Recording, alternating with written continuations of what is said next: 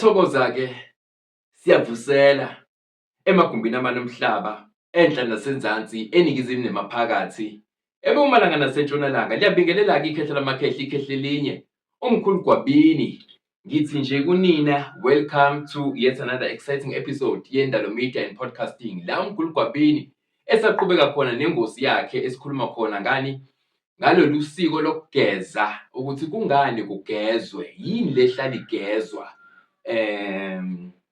Bantwana bethonga, so kulaba abasha basenokusijoyina, siyabonga kakhulu niqhubeke ningaphezi. Kulaba sebebe nathi isikhathi eside, siyabonga futhi siyancuncuzwa. Kulaba abama-members asebethatha i-membership, njengoba ngihlale ngisho umkhulu Gwabini, sine-membership ekhona ekufanele uyithathe, elekelela i-channel ukuthi idlondlobale, elekelela umsebenzi wekhehla lamakhehla, ikhehla elinye ukuthi udlondlobale, elekelela kahle hle yonke le community yaKaNdalo Media and Podcasting ukuthi enzenjani, ithole ukusizakala ngale ndlela usizo oludingakala ngakhona. So ngaphandle kokuchitha isikhathi-ke bantwana bethu, ngicela singene kwi-topic, siqhubekeke nayo. Kusho ukuthi u-episode 2 lo sikhuluma ngani? Ngalesimo sokugeza, ukuthi ukugeza kuyini. Umkhulu uyaveza nje izinto ezithize ekufanele ukuthi ziqashelwe uma ngabe uyogeza. Ngike ngakuxwayisa kakhulu kwi-episode edlule ukuthi lento yokugeza inabantu bayo abaqualified, abagraduate-ile ngokwey'gaba zasemanzini, abantu abakwazi ukuphilisa amanzi, abantu abathi babefika emanzini, konke okungaphakathi, konke ubukhosi obubusayo kulawo manzi bukwazi ukuthobela imithandazo ney'celo nemithemelezo enisuke niyoyenza ngaleso sikhathi. Ngaphinde ngakuveza futhi ukuthi kukhona umuntu aziyele ayogeza athi nje hayi ngiyaziyela. Ngase ngiyakuveza ukuthi kuzoba khona izinto ongakwazi ukuthi uzilaphe wena ngesimo sokuthi wena uyaziyela nje emanzini uyogeza.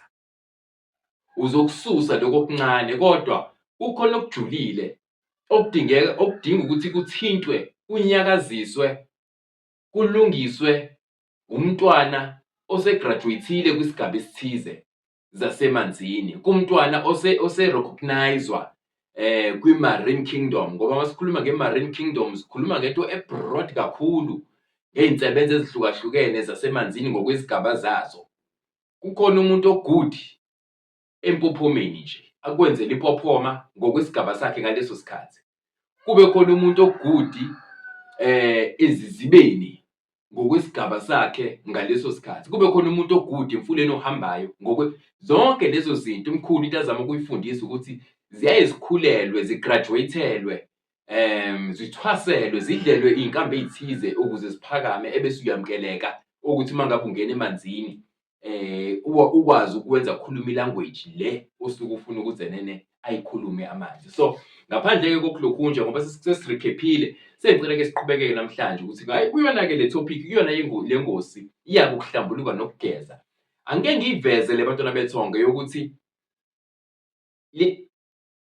lo mcimbi awuve ujulile, isigezo asibe sijulile empilweni yomuntu, asibe sijulile esigabeni sakho sakamoya. Le practice yokuvakashela amanzi uye kogeza, uloku udamane uvakashela amanzi uye kogeza, kuye ngezigaba-ke zamanzi. Khona abavakashe emfuleni, khona emfuleni ehambayo, kube khona abavakashe ey'bhophomeni, kube khona kufuneka bavakashe kuphi ezizibeni. Kunezigaba ezithize. Sikhona futhi isigaba esidinga ukuthi uqale emfuleni ohambayo, usuke emfuleni ohambayo uye esizibeni, usuke lapha empophomeni. Izinto ey'julile-ke lezo. Ngokuqhubeka kwale series ngizokuveza lokho ukuthi kusuke sekwenziwa kanjani, futhi umuntu onjani okwazi ukukudlulisa kulezi zigaba ayenze lento ngosuku olulodwa. Akuyena noma ubani okwazi ukuthi uma enze leyo nsebenzo aqalise emfuleni ohambayo, asuke lapha uya nawe esizibeni, asuke nawe esizibeni aye nawe empophomeni. Into ejule kakhulu. Bambalwa abantwana bethonga abantu abanemvume nabantu abakwaziyo ukwenza lento engizokhuluma ngayo ngokuqhubeka-ke kwe-episode, ngokuqhubeka kwale series le esiyenzayo yesigezo nokuhlambulula amathonga, kuhlambulula imimoya, kuhlambulula idlozi. So lana-ke bantwana bethonga ngifisa sikhanyiselane la. Uyayuze kumkhulu Gwabini, usunayo lento ephushayo ukuthi kufanele kube khona isigaba sokuhlambuluka, kube khona isigaba sokugezeka esenzakalayo. siyenze le nsebenzo, siyenze futhi ngendlela esambulelwe ngayo. Zibe khona iy'mpawu, ama-confirmations afikayo kuwena mhlampe masusuthongela emva kokuthi sesiyiqedile insebenzo. Zikhombise ukuthi bakhona abantu abathintekile, abahlambulukile, abagezekile, babonga abanye.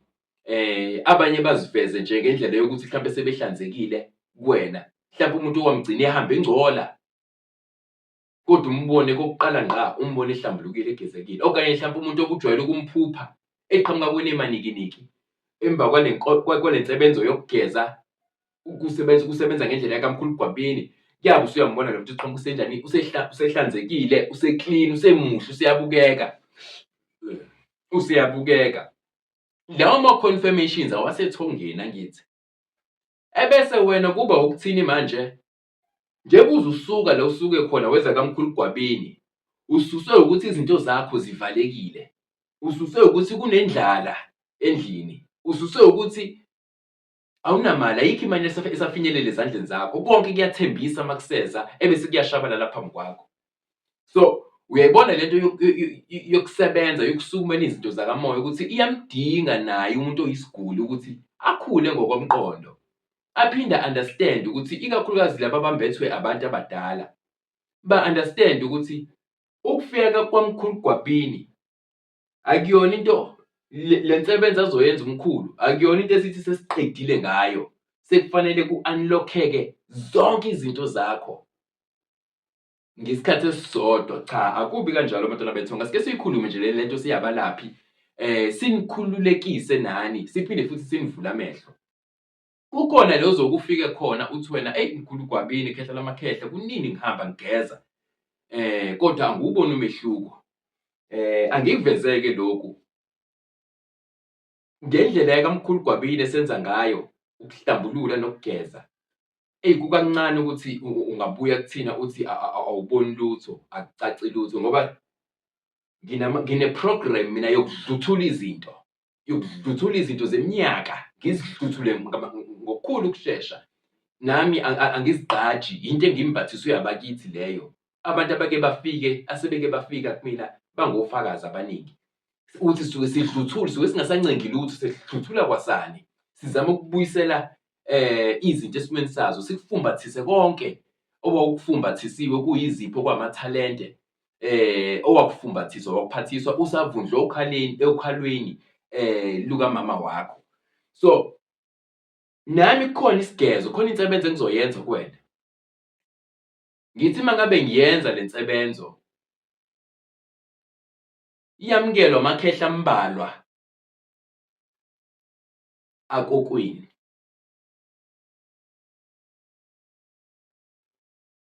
Kube khona-ke izinto abazozikhombisa ngazo kuwena ukuthi yamukelekile insebenzo, ibe yimpumelelo. Kudlule isikhathi, kuhambe isikhathi.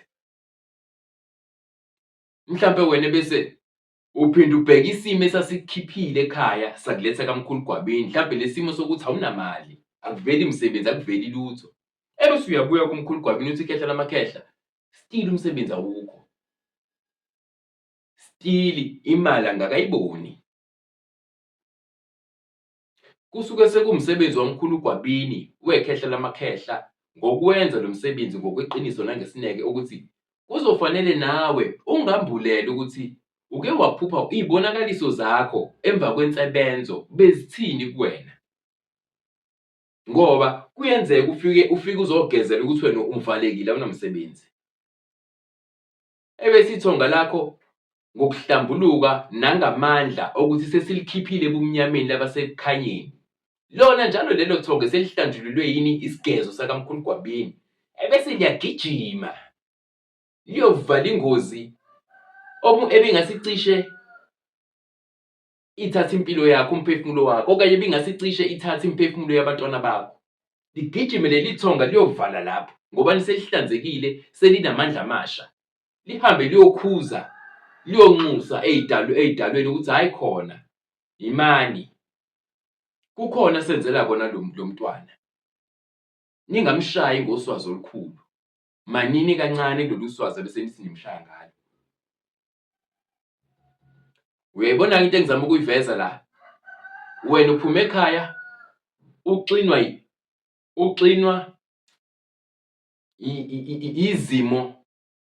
izimo zempilo zokuthi awusebenzi manje, ulambile manje.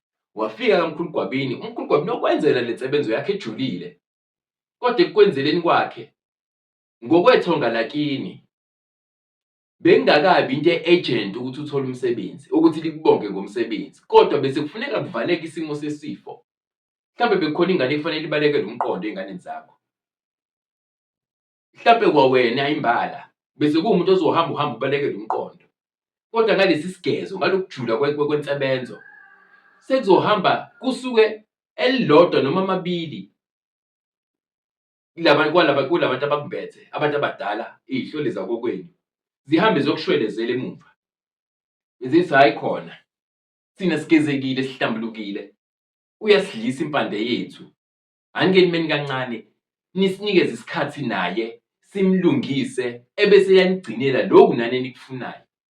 Iy'nto zakamoya zijule kakhulu bantwana bethongo. Ingakho ngihlale ngithi mina le podcast eyokufundisa ikakhulukazi labo who are being self-initiated, because kaningi babuye bafuna izinto engathithi ziwumlingwana ezifuna ukuthi bayenze into manje ilunge manje. Kanti izinto zama-self-initiate bantwana bethonga zithatha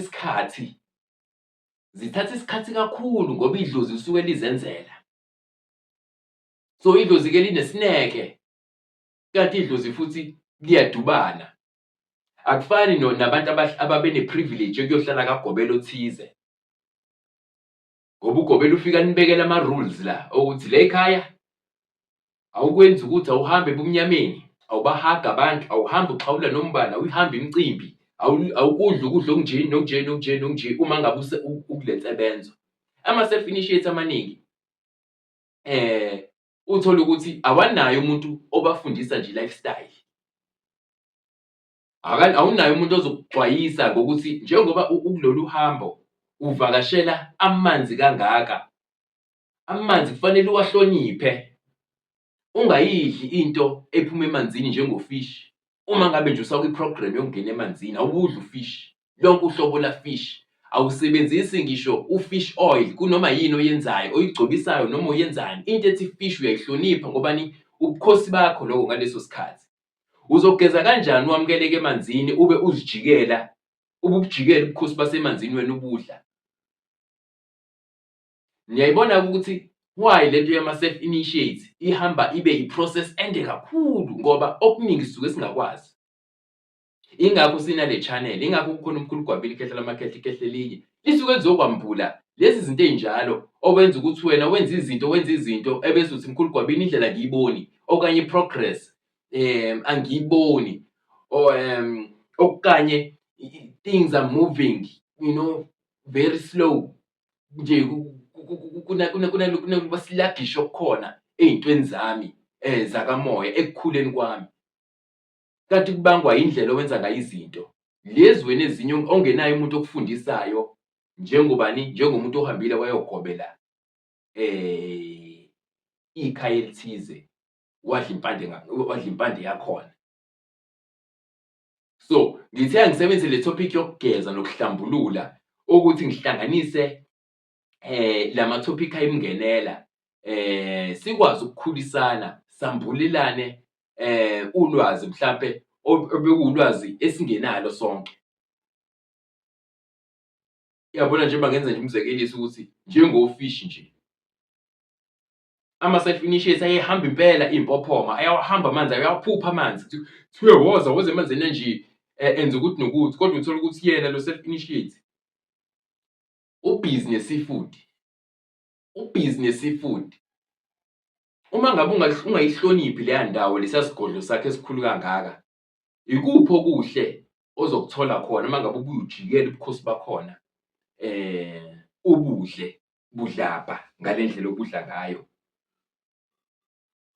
So kunezinto ey'ningi kufanele sikhulisane zona bantwana bethonga, ikakhulukazi thina ama-self-initiate, ukuze ilokhunjana i-initiation process yethu ithi ukushesha, ithi ukukhathuleka masishane, ingadonsi ngale ndlela ejwayele ukudonsa ngayo. Ingadonsi ngale ndlela ekufanele ukudonsa ngayo. So, thina abantwana esidonsa kakhulu ngamanzi. Thina esidonsa kakhulu ngamanzi, kuningi esicushwe ngako okuzithiyo ey'mpilweni zethu. Since we are being self-initiated. Kuningi okuyizithiyo okwenza ukuthi by the time uvakasha emanzini, ungabafici labantu oyakubona. Ngobani? Awubuhloniphi ubukhosi basemanzini wena. Ubonakala ema-restaurant udla iy'nkalankala, udla ofishi ngokwahlukahlukana kwazo, kodwa futhi wena udle ini? Ama-oysters, udle konke lezi zinto ongase uy'cabange zakwi-Marine Kingdom. Kodwa futhi wena uphinde uye khona lapho emanzini uyocela ushwele khona. Uphinde ufune ukuthethelelwa khona, uphinde ufune ukuhlanjululwa khona. Uhlanjululwa kanjani abantu ophinde ubajikele uma uphuma emanzini? Ubulala ifemeli yakhona. Kunezinto efanele uzile uma ngabe umuntu osemanzini. Kunezinto ekufanele uy'hloniphe uma ngabe umuntu odonsa kakhulu ngamanzi. Izinto eziyini esingayibiza mhlampe ngayo ezifoma i-part and parcel ye-ecosystem yasemanzini. Uyazihlonipha lezo zinto kuwena, ziwubukhosi ngoba ucela kuzona. Niyazi yini bantwana bethongo ukuthi amanzi enkalankala, uma ubamba inkalankala wayivula lesinqeni okanye wayibamba wayibilisa, uyifake nje iyona iphile, ungafaki manzi ebhodweni, iyaye iyiqhumele i-trunk le yakhona. Kukhona amanzi aphumayo lapho. Lawo manzi noma ngeke ngidalule le emoyeni la kanje ngoba kukhona ababuye bathathe le information bayisebenzise ngenye indlela. Umuntu afuna ukuzenzela into yena, ebese iyamxaka abuye athinte uMkhulugwabini athi uMkhulugwabini kanti wawutheni wena mawuthi ukuthi nokuthi kusiza kanje. Naku ngikwenza ngingaboni mehluko. Cha, bantwana bethongo, zibusisiwe izandla ezithinta amanzi ebese kwenzeka into kuwena yenzeke.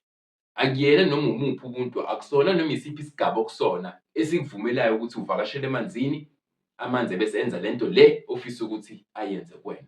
So, leyo nkalankala kukhona izinto ekwazi ukuzilapha ezijule kakhulu. Kunezinto ekwazi ukuziphakamisa zakamoya ngaleyo manzi lawo enkalankala ezijule kakhulu. So, cabanga-ke wena mangabe usukwazi ukuthatha leyo nkalankala, ukudla leyo nkalankala e-restaurant. Udle labo fishi laba e-restaurant. Ebese wena nge-weekend uyabuya uze emanzini, uzocela intethelelo, uzocela ukuhlambululeka. Yet you are busy tampering with ilokhunjani i-ecosystem yasemanzini. That is why ama-self-initiate amaningi uhambo labo lwethu, myself included, luba lude, nje kuba nje very sluggish journey, spiritual awakening journey, very sluggish one, because kunalezi zinto lezi esingaqwashisani ngazo, esivele singenabo abantu abasilulekayo ngazo. Ngobani? Uhambo lethu kusuke emaphupheni kuze kuthina, kusuke kuthina kuphindele emaphupheni. So, ngifuna ukuthi sixwayeni-ke abantwana bethonga, siyihloniphe izinto la odonsa khona kakhulu. U-understand ukuthi ubukhosi bakini kahle hle yikini lapho. So, uma ngabe kwi-spiritual awakening journey, uyakuhlonipha-ke phela izinto zakini zasekhaya. Awudli khona lekhaya uphinde futhi ufune khona impilo.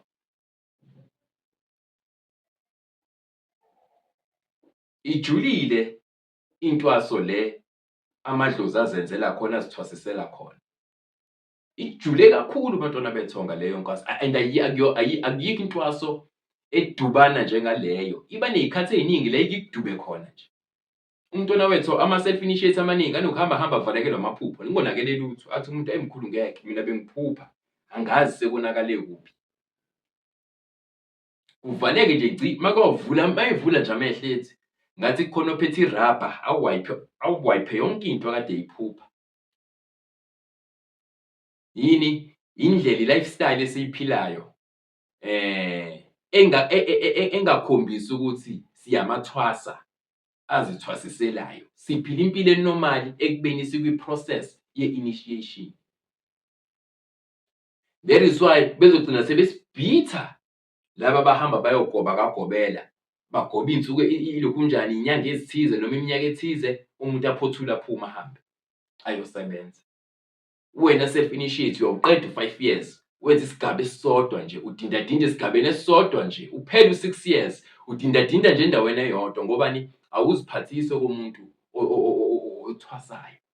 Kune-lifestyle, kunezinto ezakho eziphikisanayo ne-calling nohambo kulona. Sisakuyona njalo le topic yamanzi nokugeza nokuhlanjululwa. So uyabona-ke manje ukuthi uma ngabe uzogcina ufike kaMkhulu Gwabini, uMkhulu Gwabini bese yakuyala ngezinto ukuthi hhayi, njengoba sesiphuma emanzini wafike wayifumbatha lento yakho, naku ukudla engicela ukuthi ukuhloniphe, ngoba ngiyayenza leyo nto enjalo yokuthi naku ukudla okufanele ukuhloniphe manje, ngoba kuwena amanzi akusewona nje amanzi, umfula akusewona nje umfula, isiziba akusesona nje isiziba, kepha sekuyikini lapho. Usufica abakokweni lapho, zonke izithunywa zasemanzini zakho zilapho. Sekufanele uhloniphe-ke yonke into, i-ecosystem e-maintain-a leso siziba sihlale siyisiziba, e-maintain-a lowo mfula ohambayo ukuthi uhlale uyiwona. Yonke into elapho usuyayihlonipha ephila lapho.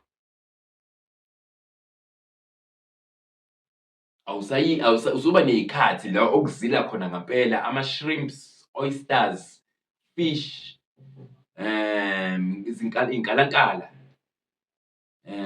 ama-prawns.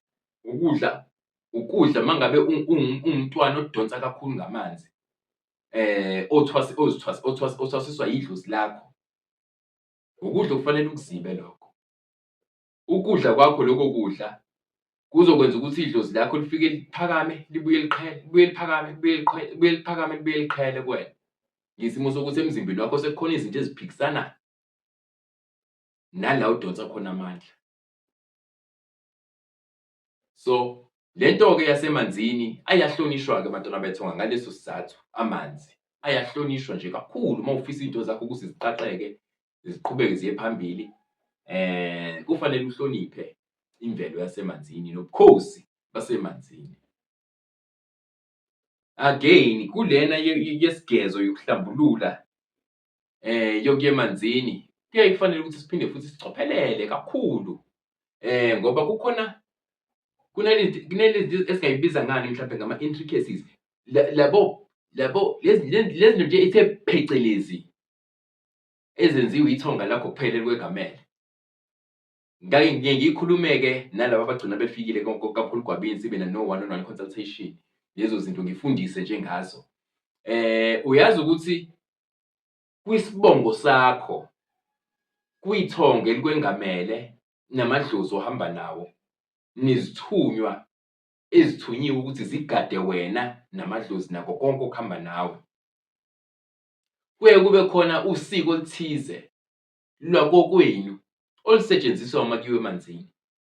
Uyazi kule minyaka yami ngisebenza ngabantu, ngisebenza nabantu, kunesibongo esithi mangabe siye emanzini siyohlambulula, kufanele angene emanzini, angene ngo-reverse, ukuze into yeni izwakale, ukuze bambone abakubo laphaya. Yena nje meye emanzini nje, yena ungena ngo-reverse emanzini, akangeni nje. Wena usemfuleni ohambayo ningena esizibeni or ningena kuphi, yena kuthiwa okwakhe yena ungena ngo-reverse. So uyayibona leyo nto ukuthi tricky kanjani for umuntu oyi-self-initiate, ozohluleka ukuthi mangabe ephupha abuze labantu abamkhomba emanzini ukuthi ngifike ngigcinela luphi usiko, nizongirecognize kanjani ukuthi yimina noma sengifikile. Khona into ehlukile kufanele uhluke ngayo uma ufika emanzini. Uma ngabe uzihambela wedwa, kuba khona into ehlukile okufanele uyazi. Ngiya-understand-a uma uhamba noMkhulu Gwabini, ngoba mina ngikufaka ngosiko engathwasa ngalo, oluzokwenza ukuthi abakini bali-acknowledge, ngoba basuke bexhumane nami kuqala before thina size sixhumane physically. Uze kaMkhulu Gwabini ngikwenze yonke insebenzo ngiyise emanzini, suke selixhumanile ithonga lami nawe. So ngisuke sengaziwa ukuthi ngihamba nawe. Abanye ke sithi masihamba nje nabo bakhuluma abantu basemakubo ukuthi siyabonga lo mfana enihamba naye, uyena impela uzonenzisa lo msebenzi ngale ndlela ekufuneka wenziwe ngayo. Ngiyakubona lokho, sengikhuluma ngawe as a self-initiate ukuthi ziningi izigaba nezinto engeke kufanele ukuthi uzihluphe ngazo. Enye yento engihlale ngisho kuma-self initiates ukuthi kunzima ukuthi uzibize nge-self initiates ekubeni uhluleka ukuvuka ephupheni, uxoxe nalabantu osuke uphupha nabo. Kukhona iy'nsebenzo ezithize okufanele ukuthi ekuvamise ngabe usuyakwazi ukuzenza, ukwazi uku-recognize ukuthi okay, la ngiyaphupha, ngiyaphupha, kuyaxoxwa ngihleli nabantu abathize, ebese uyavuka ephupheni, uhlale nabo nixoxe. 'Cause make waba naleyo ability yokuvuka ephupheni kodwa futhi ubulele, kodwa uvuke uphile. Kuba khona imibuzo ejulile okwaziyo ukuyibuza, ongeke ukwazi ukuyibuza mawubhekile, ngoba usuke usunale access ebantwini bakini abakuphethe abakwengamele. Kodwa mangabe usacindezeleke ebuthongweni bakho, uhluleke ukuvuka ephupheni, ukhulume, ijeni yakho ye-self initiation izothatha isikhathi eside kakhulu ngoba khona iy'mfihlo ezithize ozongazazi. Njengoba kade ngenza umzekeliso ukuthi kukhona iy'bongo engeke ngiy'dalule la. Mangabe eye emanzini umuntu wakhona, kufanele angene ngo-reverse. Kukhona iy'bongo mangabe eye emanzini umuntu wakhona, kufanele angene emanzini lingakaphumi ilanga. Make laqala nje ilanga, inhlamvu yelanga laphuma, akasabafici labantu bakubo ngoba basuke bengasekho bona ngaleso sikhathi. Into le esiyenzeka izizukulwane ngezizukulwane ezedlule ukuthi le khaya mangabe sigeza, singena emanzini ilokhunjana ilanga lingakaveli, lingakaphumi. Zikhona-ke iy'nsebenzo ezithize ey'hlukile nje ezike zikucele i-pin code yokuthi ukuze uyenze lento ifihleke, sicela ufike emanzini wenze u-A no B no C no D. Ngiyakubona lokho okwenziwa abantu abadala futhi nje mhlawumbe akade baliqala uhambo, asebeyazi nje impela into. Kodwa-ke kuba khona-ke lezo zinto eziyimfihlo zesikhashana nje ngoba kusuke kukhona into abekufumbathisa yona wena ngqo. So kuye kube khona-ke ama-tricks ababa nawo mawuya emanzini ukuthi cela usenzele ukuthi nokuthi nokuthi, ebese uyangena-ke emanzini. Kodwa nje ngisakhuluma ngomuntu generally, ngomuntu nje osehambeni okhulayo kwi-spiritual awakening journey, ikakhulukazi zonto zakhe zisemanzini. Sengibabalile laba abangena be-reverse. Kube khona abantu uma ngabe ezoya emanzini, oyaye aphathe amatshe, aphathe nje amatshe ngaka-left nangaka-right. Konke azokwenza le manzini ukwenza efumbethe lawo matshe lawo. Uyothi mayeseqedile ukuthemeleza nokukhuleka nani nani, ebese eyawadedela-ke lawo matshe amabili emanzini. Lawo matshe isikhathi esiningi usuke kuwamatshe ekuthiwa wacosha ebaleni before uphume. Ngeke ngisidalule futhi isibongo esikholelwayo kuleyo nto ngokusebenza kwami. Njalo abantu bakhona mabefika, uzofika athi kuthiwa ngiphathe kodwa la matshe. Ngithi mina hhayi, ikona impela-ke usiko lakokwenu-ke lolo. So uyabona mangabe uyi-self initiate ukuthi wonke leyo ma-tricks, wonke leyo ma-tricks, leyo ma-intricacies, yabona leyo mcibilisholo, uma ngabe ungayazi, ungawahamba amanzi kuphele u-5 years ungawuboni umehluko. Ngobani? Awulazi usiko lakokwenu ukuthi masingena emanzini thina siyosibanibani bokosibanibani senza ukuthi nokuthi. So intwaso yasemanzini ijule kakhulu bantwana bethonga, izijule kubelaphi, ikakhulukazi mase kufika isigaba sokulungisa umndawo or idlozi lendawo. Ngoba umndawo uney'mfihlo ezijule kakhulu, into ongeke uze uyiqagele nangephutha. Kuthiwe mangabe uyophakamisela ukhambo oluthize oludinga iy'mpande zasemanzini, woziphathela ukuthi noma wongena ngesikhathi esithize okanye uyophatha banama-tricks amaningi-ke amandawo. Yingakho ubone engathithi abantu bawugejile umndawo kakhulu ngoba u-tricky ngendlela eyisimanga umndawo bantwana bethonga. So kubalulekile ukuthi uzifundise lezi zinto uma ngabe idlozi lakho lisakuncenga kahle, uzijwayeze, uzame ukukhathula ibanga okufanele ulihambe. Ungarelax, ungahlali uthi dehe. Kukhona umuntu ozaziyo ukuthi yena uyazithwasisela idlozi, kodwa kubuye kuphele u-6 months engenzi lutho nje okuphathelene nokuthwasa, eziphilela impilo nje, epapruka nje, ejabula nje, ephithizela. Iphinde futhi nimkhumbuze after 6 months idlozi lakho ukuthi hayi bo njalo sikhona. Waze wasilibala bo. Sagcina sikunikeza i-task wangayiqeda. Aphinde abuyelwe ingqondo, umbone esehlenyuka namabhayi, esehlenyuka nempopho. Kuphinde futhi kuhambe isikhathi ezenjani, ayeke. Kuzohamba kuhambe kufika isikhathi la eliqala khona-ke elikudikila khona-ke idlozi. Akumnandi-ke mase usulisebenza usulilandela ngasemuva, sekukhona izinto elikugodlele zona. Ngoba usuhamba ufuna imilingo komkhulu Gwabini, usuhamba ufuna into ozoyithinta namhlanje ngesasivuleke. Ekubenini wena usudembesele idlozi lakho kwaphela iminyaka emihlanu, kwaphela iminyaka eyishumi, uzenzela nje ukuthanda kwakho. Lelo dlozi kusafuna uqale kushwelezwe kulona. Leso sithunywa kusafuna kuqale kushwelezwe kusona ngoba ziyadubana lezi zinto. Ziyadubana lezi zinto kanti futhi ziyakuphuca ekade zikuphe kona. Zikuphuce zikugodle, hhayi ukuthi akusekho, ziyakugodla nje. Uyompampatheka ukufune la ungakutholi, umpampatheka ukufune la ungakutholi. Until uze wenze into ekuyiyona. Ziyothi mase sezibuyiswa lezo zinto futhi, uyomoyizela wedwa uzibone uzuzisole ukuthi ewu, ngabe lokhu kudonsisa okungaka ebengikwenza bekuwokwani ngoba ngabe angidlulanga kuyona yonke le humiliation. Imimoya iya-humiliate-ana, iyakubukisa ngawe njengoba usuke ubukisa nawe ngayo kwamanye amathonga.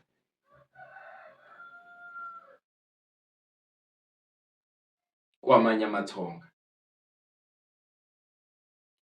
Kukhona omunye okathi uma ngabe ezoya emanzini yena abe nosiko futhi oluthe phecelezi. Sikhona nje isibongo ngokwazi nangokusebenza naso kakhulu. Abangeni abantu bakhona emanzini bengayiphethe induku ewuqalo.